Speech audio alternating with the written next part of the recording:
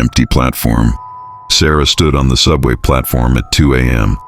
Her 12-hour shift at the hospital had drained every ounce of energy from her body. The fluorescent lights buzzed overhead, casting sickly yellow shadows on the dirty tiles. She was completely alone. The electronic board said the last train would arrive in 5 minutes. Sarah checked her phone. No signal, as usual in the underground station.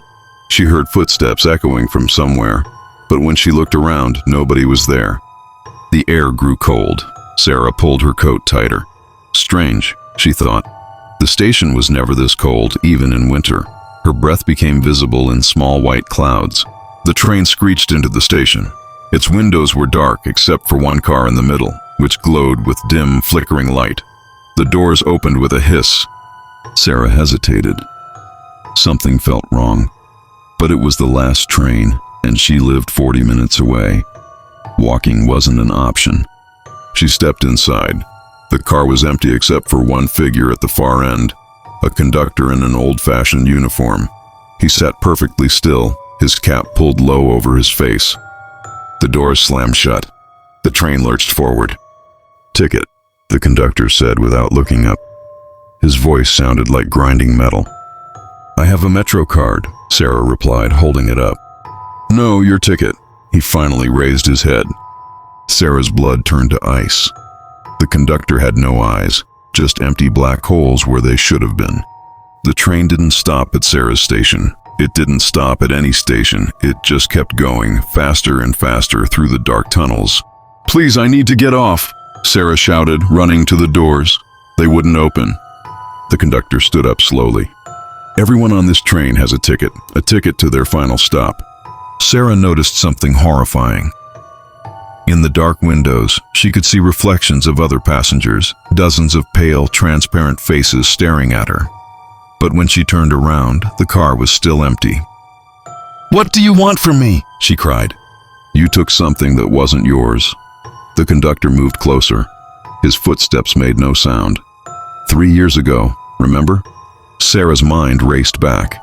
3 years ago, she was a new nurse. There was a patient, an old man dying alone. He had begged her to call his daughter. Sarah had promised she would, but she was so busy and she forgot. The man died that night, never seeing his child again. "I'm sorry," Sarah whispered. "I didn't mean to—" "Sorry doesn't change death," the conductor said. The train suddenly stopped. Sarah looked out the window. They were at a station she'd never seen before. The platform was filled with those ghostly figures, all watching the train. "This is your stop," the conductor said. "Or you can stay on. Ride forever. Many choose that." "What happens if I get off?" Sarah asked. "You face them. All the people you failed. All the moments you can't take back."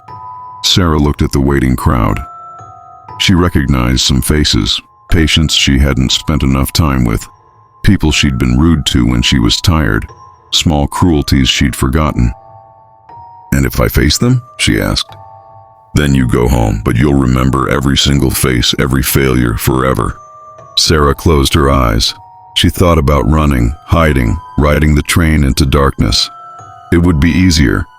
But she opened her eyes and walked to the door. The doors opened. Sarah stepped onto the platform. The crowd surrounded her, their whispers filling her ears with accusations, regrets, and pain. She stood there, accepting it all, tears streaming down her face. "I'm sorry," she said to each face. "I'm so sorry." The crowd began to fade. The station grew brighter. Sarah blinked. She was standing on her regular platform. The normal morning train was arriving. Other commuters rushed past her. Her phone showed 7 a.m. Had it been a dream? Sarah looked at her hands. They were shaking. In her palm was a ticket, old, yellowed, with no writing on it. From that day forward, Sarah was different. She never forgot a promise. She looked every patient in the eye. She remembered every name. And sometimes, late at night, she could hear a distant train whistle and smell the cold air of that impossible station. The ticket stayed in her pocket always, a reminder. Emma arrived at the Harris house at 8 p.m. Mr. Harris met her at the door, looking stressed. "Thank you for coming on such short notice," he said. "My wife is in the hospital. Nothing serious, but I need to be there. Julie's already in bed. She shouldn't wake up, but if she does, there's milk in the fridge. No problem, Mr. Harris, Emma said. She'd babysat for the Harris family before. Julie was a sweet, quiet child. Mr. Harris grabbed his keys. Oh, and Emma, don't go into the basement. The door sticks and I don't want you getting locked down there. Okay, Emma agreed. The door closed. Emma was alone. The house was big and old. It creaked and groaned in the wind. Emma settled on the couch with her homework, but she couldn't concentrate. The house felt different tonight, heavier somehow.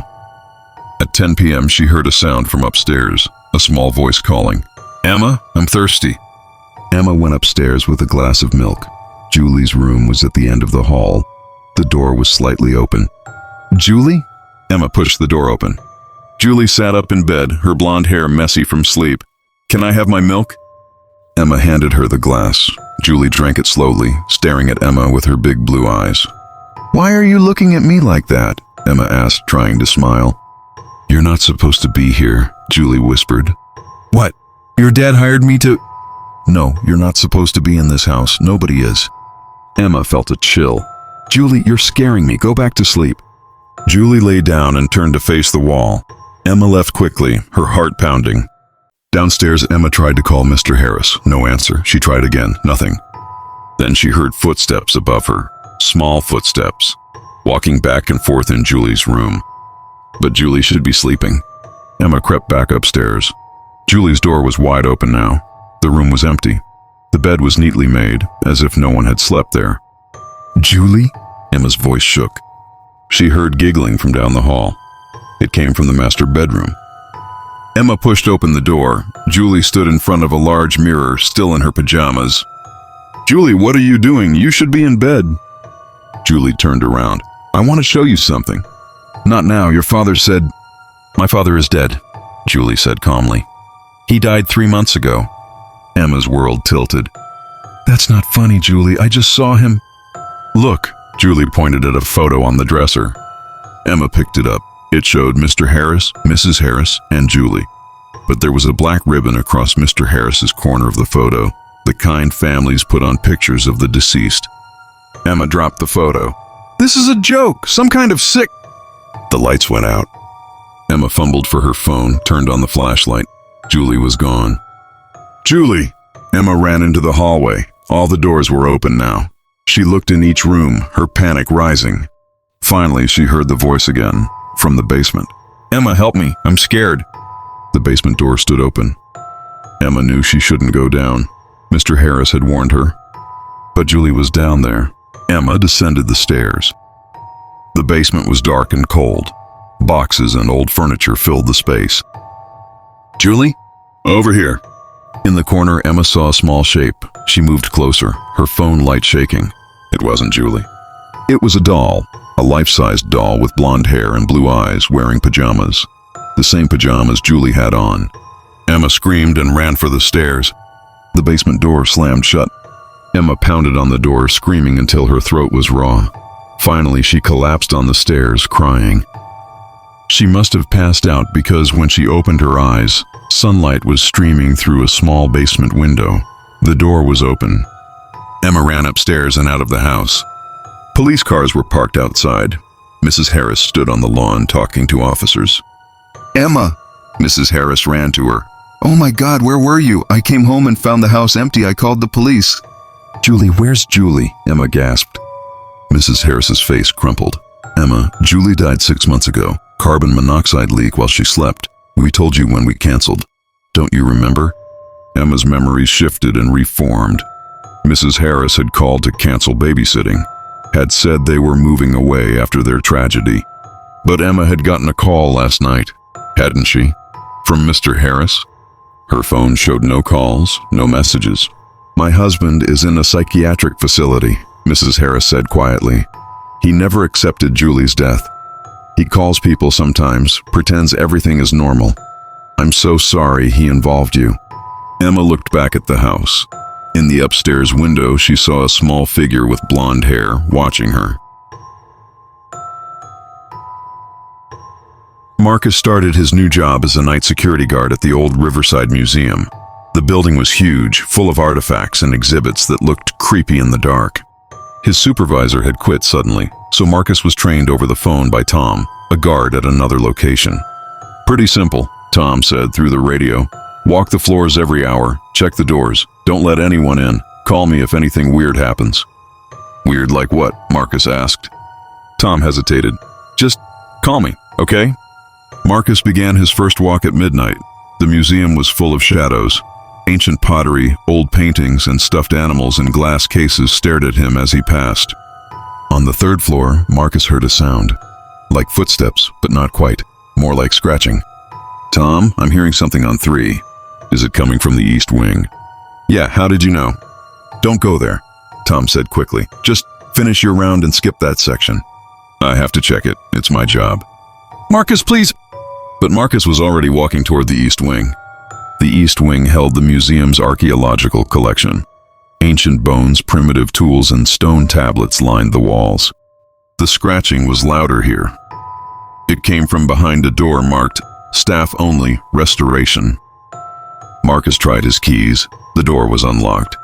Inside was a workroom filled with tables and partially reconstructed artifacts. On the center table lay something covered with a white sheet. The scratching came from under the sheet. "Tom, there's something in the restoration room. It's moving." "Get out, now!" Tom's voice was sharp with fear. "I need to see what—" Marcus pulled back the sheet. It was a skeleton, but not a normal one. The bones were arranged wrong, as if someone had tried to build a human from memory but got it twisted.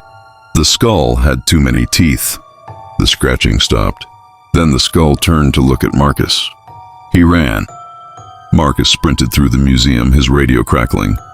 Marcus, answer me." "It's moving, Tom. The skeleton is moving." "Lock yourself in the security office. Do it now." Marcus reached the office and slammed the door, engaging the deadbolt. He could hear things moving in the museum now. Multiple things. Footsteps, scraping, dragging sounds. "Tom, what is that thing?" Tom's voice was heavy with guilt. 3 weeks ago, some archaeologists brought in remains from a dig site. Strange remains. Things that shouldn't exist. The day they arrived, people started quitting. Your supervisor was the last one. "Why didn't anyone tell me?" "We thought it was nothing. Paranoia."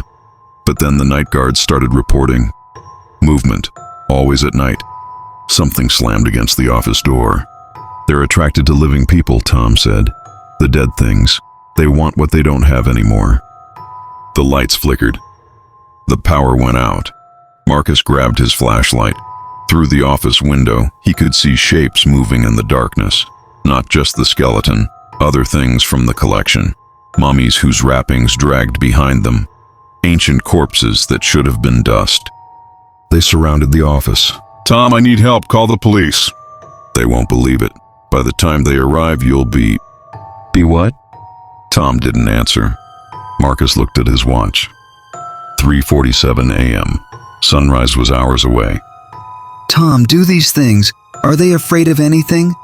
"Fire. In the old reports, they mentioned fire." Marcus looked around the office.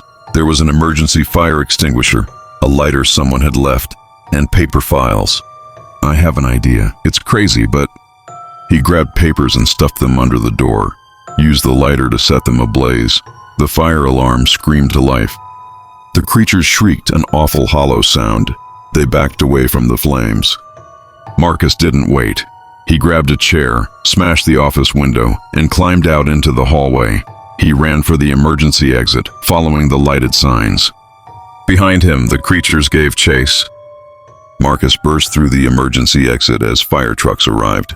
The museum's sprinkler system had activated. He collapsed on the lawn, gasping.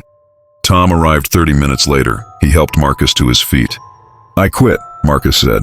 "Smart." They watched as firefighters entered the building. When they came out, they reported finding nothing unusual, just some damaged artifacts and a lot of water. "They go dormant," Tom explained. "During the day or when people are looking. They're just objects again." "Someone needs to destroy those things," Marcus said. "They're priceless artifacts. No one will believe us." Marcus looked at the museum. In an upper window, he could see the silhouette of the twisted skeleton, perfectly still now, waiting. "They'll hire a new guard," Tom said. They always do. Someone who needs money badly enough not to ask questions. Marcus walked to his car. As he drove away, he saw someone entering the museum, a young woman with a resume in her hand. He wanted to warn her, but he just kept driving. Some things he knew now have to be learned the hard way. The sun rose higher. The museum looked peaceful in the daylight. But night would come again. It always did.